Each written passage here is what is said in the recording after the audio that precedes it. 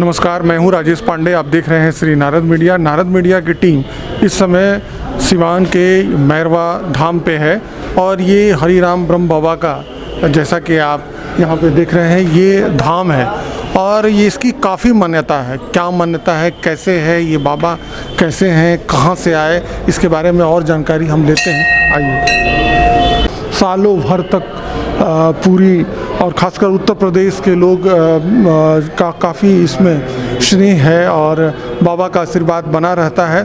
साल भर में एक बार यहाँ पर बहुत बड़ा जन्मोत्सव कार्यक्रम मनाया जाता है, समारोह मनाया जाता है, जिसमें लाखों की संख्या में लोग यहाँ आते हैं, भक्त आते हैं, अपनी बाबा से मनोकामना मांगते हैं।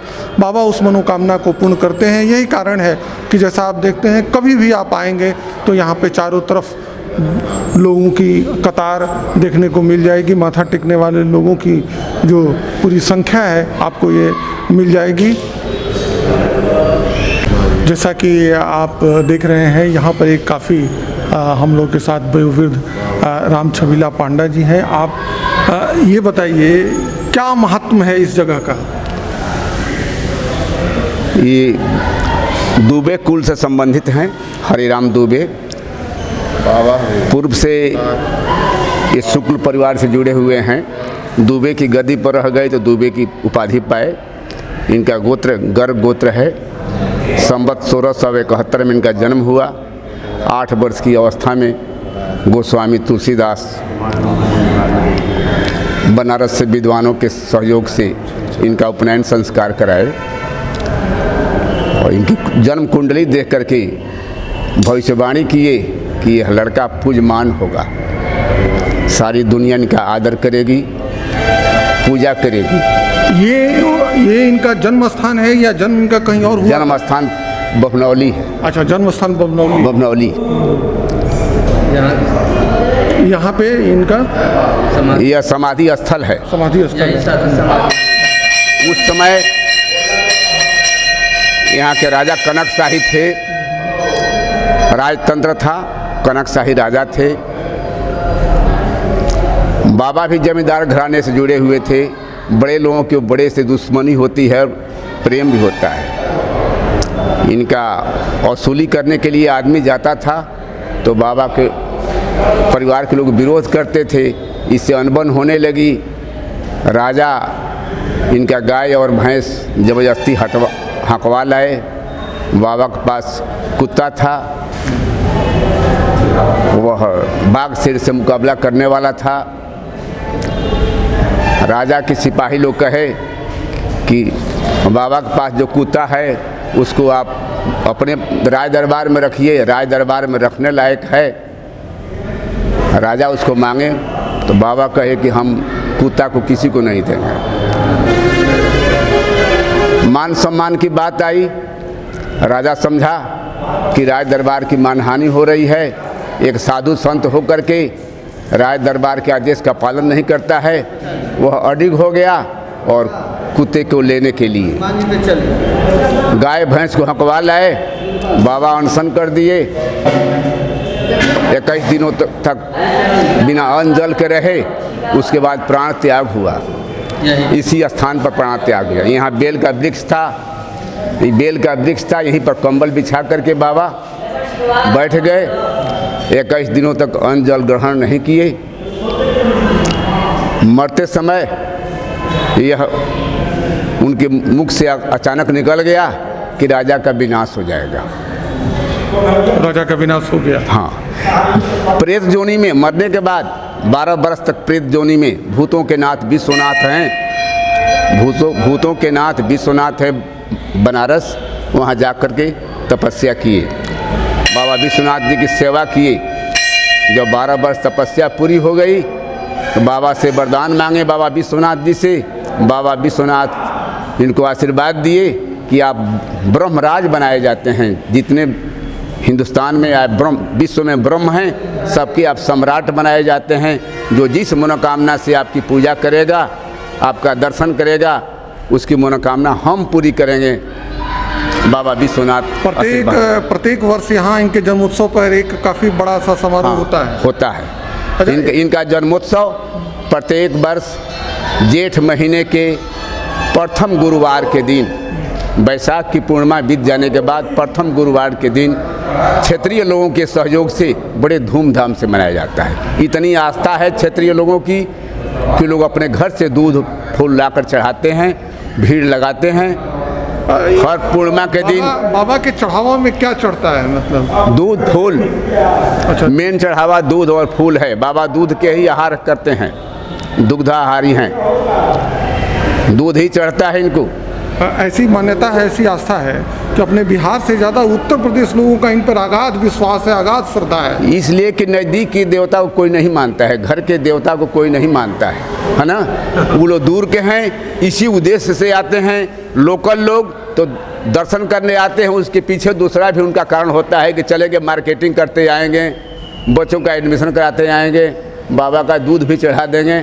लेकिन उत्तर प्रदेश के लोग, चाहे जो भी दूर दराज के लोग हैं, केवल इसी उद्देश्य से आते हैं कि बाबा को दूध चढ़ाएंगे, हम माथा पटकेंगे, अपना कष्ट कहेंगे, बाबा सुनेंगे, हमारा दुख दूर करेंगे। इसीलिए बाबा उन लोगों का कल्याण करते हैं। यहाँ पर बड़े दूर दूर से लोग आते हैं, बड़ी विश्वास है, कुछ लोग आके यहाँ ठहरते भी हैं। आप इस मीडिया चैनल के माध्यम से प्रशासन को क्या कहते हैं जिसकी वजह से यहाँ और सुविधाएं बढ़ाई जाएं? प्रशासन चूँकि ब्रह्म का स्थान है, प्रशासन यहाँ दबाव नहीं दे पाता है।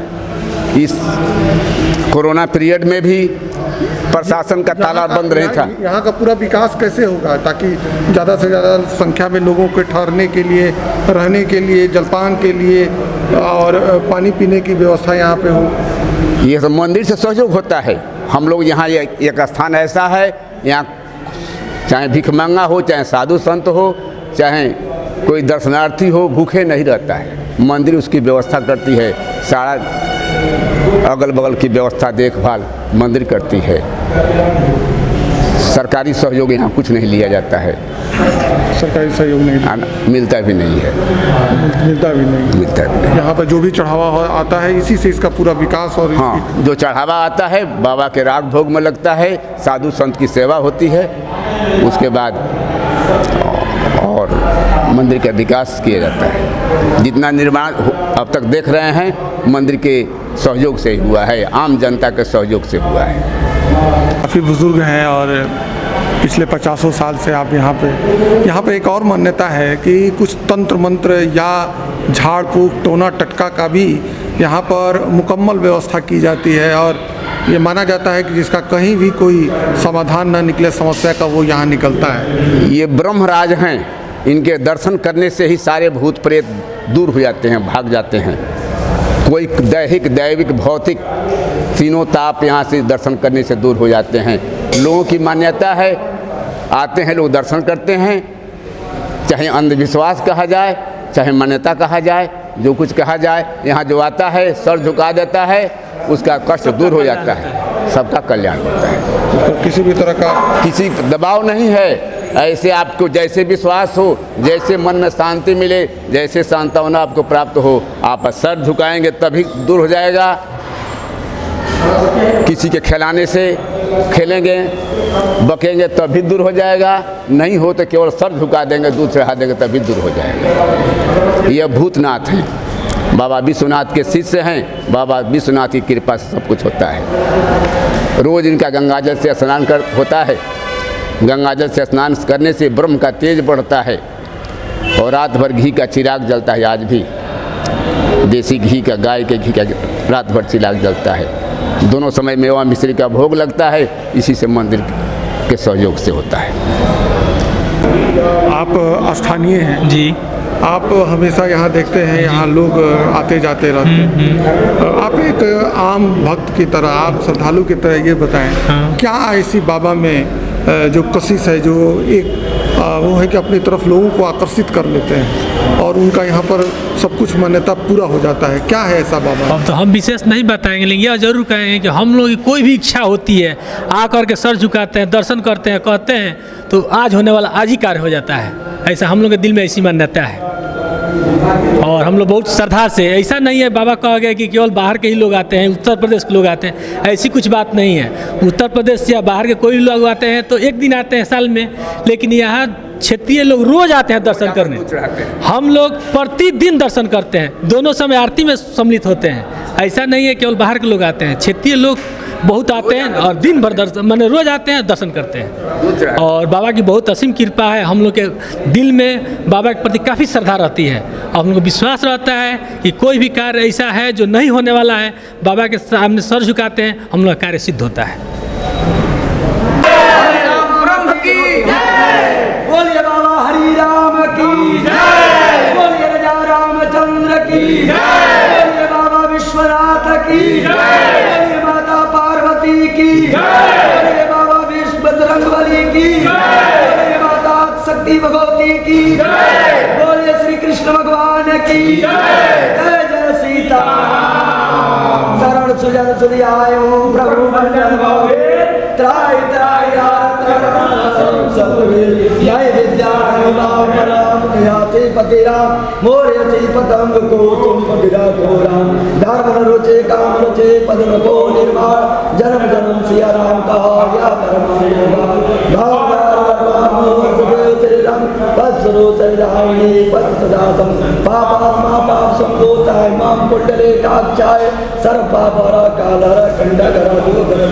जय बोलिए सियावर रामचंद्र की जय। पंचे प्रिय जलना घटे घटे न सरिताने दान दिए धन ना घटे होए सहाय रघुवीर सियावर रामचंद्र की जय।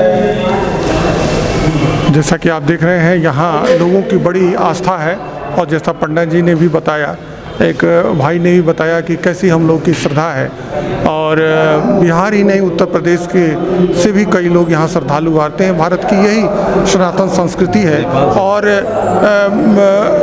सबसे बढ़ के जो एक गुरु को लोग मानते हैं कि गुरु ही हमारे जीवन से अंधकार को मिटा सकता है, प्रकाश की ओर ले जा सकता है, शायद यही भारत की सनातन संस्कृति है और इसी से ये भारत आगे गतिमान है और वसुधैव कुटुंबकम की भावना उसके अंदर जागृत है। भारत इसी से विश्व गुरु कहलाता है और ऐसे ऐसे स्थल निश्चित ही व्यक्ति को स्थूल से सूक्ष्म बनाते हैं। मैं राजेश पांडे, श्री नारद मीडिया के लिए।